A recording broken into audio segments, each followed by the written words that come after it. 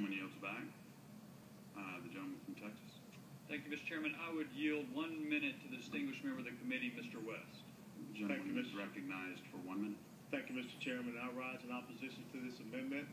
I find it very interesting that back in 1942, when there were German Nazi saboteurs that were captured off the coast of Long Island, that they were prosecuted in a military commission.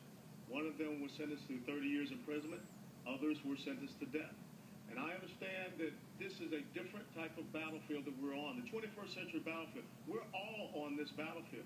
No one would have ever thought that Major Malik Nadal Hassan would stand in Fort Hood, Texas, and shoot 43 Americans, and 13 of those would be killed. I find that we have to understand that we are at a war. We are not in a police action. We cannot look to guarantee to those who would seek to harm us the constitutional rights that are granted to Americans.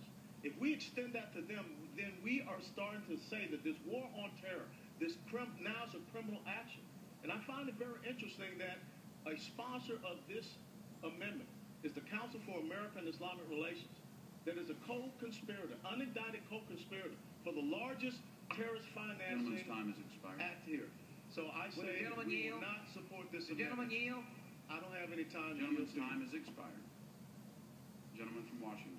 I point out that only members of Congress are allowed to sponsor amendments. Nobody outside of that has sponsored this. And I would yield 1 minute to the gentleman from New York, Mr. Knappen.